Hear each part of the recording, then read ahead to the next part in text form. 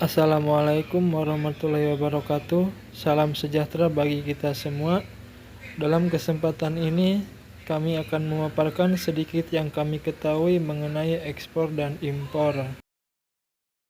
Yang terhormat dosen pengampu kami pada mata kuliah ekspor dan impor, Bapak Bonar Bangun Jepri Napitupulu MBA. Berikut saya sampaikan nama-nama rekan mahasiswa dan mahasiswi pada kelompok 6. Alma Odiana Nasari, Budi Hendramawan, Edo Saputra, Pradi Kusmeo, Jui Eva Monalisa, Luki Reza, dan Siska Anggraeni. Secara singkatnya, ekspor dan impor adalah perdagangan internasional. Perdagangan internasional sendiri merupakan suatu proses tukar-menukar atau jual beli barang dan jasa yang terjadi antara dua negara atau lebih dengan tujuan menguntungkan. Bagaimana bentuk perdagangan internasional? Yang pertama, terjadinya pertukaran output atau hasil yang diperoleh suatu negara dengan negara lain yang telah menjalin kerjasama. Yang kedua, terbentuknya hubungan ekonomi dalam bentuk hutang piutang yang terjadi antar negara. Yang ketiga, terjadinya pertukaran aliran produksi maupun pertukaran sarana produksi.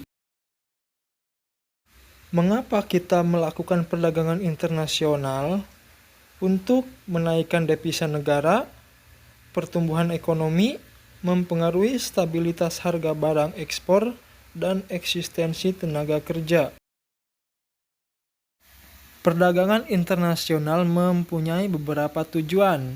Tujuan yang pertama yaitu untuk memenuhi kebutuhan di negara lain. Yang kedua, memperoleh keuntungan internal dan eksternal. Yang ketiga, memperluas pasar. Yang keempat, transfer teknologi modern. Perdagangan internasional pun memiliki beberapa manfaat. Manfaatnya adalah membentuk hubungan persahabatan antar negara, dapat menciptakan efisiensi, dapat mengurangi pengangguran, dan mentransfer ilmu pengetahuan serta teknologi. Selain mempunyai manfaat, perdagangan internasional pun mempunyai kerugian. Di antaranya, kemudahan mendapatkan produksi impor di pasar dalam negeri bisa menghambat pertumbuhan sektor industri dalam negeri. Barang impor dengan kualitas tinggi dan murah memunculkan perilaku konsumtif. Terlalu bergantung pada iptek dan modal asing sehingga pertumbuhan industri terhambat. Persaingan industri yang tidak sehat membuat usaha yang bermodal kecil gulung tikar. Lalu ada konflik pemusnah. Di antaranya upaya terang-terangan untuk menghancurkan pihak lain, serangan fisik yang agresif, serangan variabel yang tegas, ancaman dan ultimatum, pernyataan atau tantangan terang-terangan terhadap pihak lain, ketidaksepakatan atau salah paham kecil. Ini adalah contoh perdagangan internasional. Terlihat begitu banyak box kontainer yang siap untuk dikirim.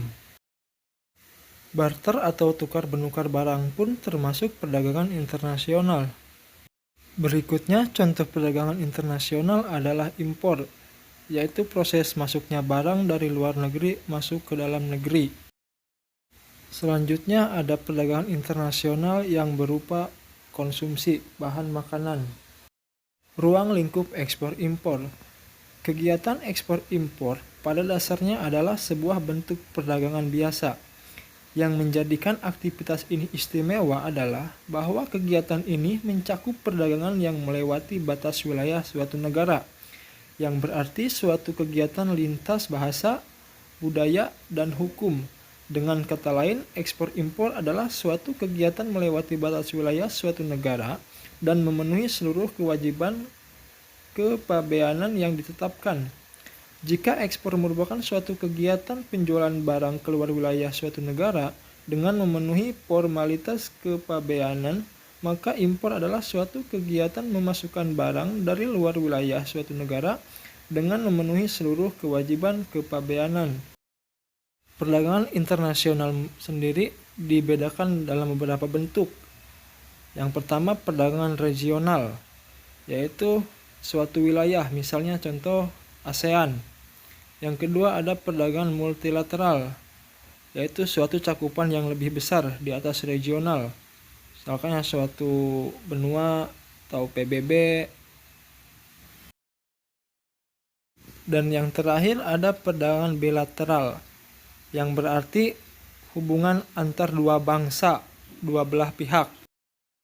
Perdagangan internasional ini mempunyai beberapa kebijakan. Kebijakan di bidang ekspor untuk melindungi produk lokal, tidak hanya mencari keuntungan. Ada dumping, yaitu penetapan harga ekspor lebih murah dibanding barang dalam negeri. Yang kedua ada pemberian premi, kebijakan yang diambil untuk memajukan ekspor yang berisi bantuan biaya produksi, pemberian pajak, dan fasilitas lainnya. Yang ketiga ada diskriminasi harga, yaitu penetapan harga yang berbeda untuk setiap negara. Selanjutnya kebijakan pada bidang impor. Yang pertama kuota adalah jumlah total barang impor dalam suatu periode yang sudah diprediksi sebelumnya. Yang kedua ada tarif, yaitu penetapan tarif tinggi terhadap impor. Yang ketiga ada subsidi, yaitu bentuk bantuan keuangan terhadap suatu bisnis. Yang terakhir ada larangan impor. Ini tujuannya untuk meningkatkan devisa dan menghindari produk terlarang. Faktor penggerak perdagangan internasional atau yang menyebabkan terjadinya perdagangan internasional meliputi yang pertama, perbedaan sumber daya alam. Yang kedua, perkembangan ilmu pengetahuan dan teknologi. Yang ketiga, terjadinya kelebihan produksi sehingga memerlukan perluasan usaha. Perdagangan internasional memiliki beberapa faktor penghambat. Yang pertama, kebijakan ekonomi internasional, terjadinya konflik pada suatu negara, organisasi ekonomi regional pada suatu negara, kegiatan ekspor dan impor yang terlalu lama, kualitas sumber daya manusia yang rendah. Pihak-pihak yang terkait dalam perdagangan internasional. Yang pertama ada eksportir, adalah pihak yang menjual atau mengirimkan barang kepada pembeli di luar negeri. Yang kedua ada importir, adalah pihak yang membeli atau mendapatkan barang dari luar negeri. Yang ketiga ada perusahaan pengiriman.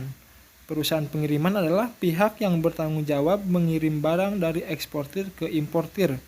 Perusahaan pengiriman untuk ke luar negeri biasanya menggunakan jalur laut dan udara. Selanjutnya ada bank. Bank adalah pihak perantara yang membantu eksportir dan importir dalam melaksanakan transaksi ekspor impornya. Keterlibatan bank khususnya dalam mengenai pembayaran yang menggunakan letter of credit. Selanjutnya ada perusahaan asuransi. Proses perdagangan internasional saat ini biasanya menggunakan pihak asuransi karena adanya resiko kehilangan maupun kerusakan barang. Selanjutnya pihak pemerintah. Diartikan dalam arti luas yakni semua badan atau instansi pemerintah yang terlibat secara langsung maupun tidak langsung. Selanjutnya ada verifikator. Barang yang hendak diekspor biasanya dilakukan kesepakatan terlebih dahulu dengan melibatkan pihak ketiga untuk menjamin terms and condition yang telah disepakati. Dalam perdagangan internasional sendiri memiliki beberapa metode pembayaran. Ada proses advance payment atau pembayaran di muka. Yang selanjutnya ada open account, rekening terbuka. Dan yang ketiga ada letter of credit. Dan yang keempat ada uang tunai. Yang kelima bisa berupa emas. Dan yang terakhir adalah berupa cek. Bisa kami paparkan, mohon maaf atas segala kekurangannya dan terima kasih.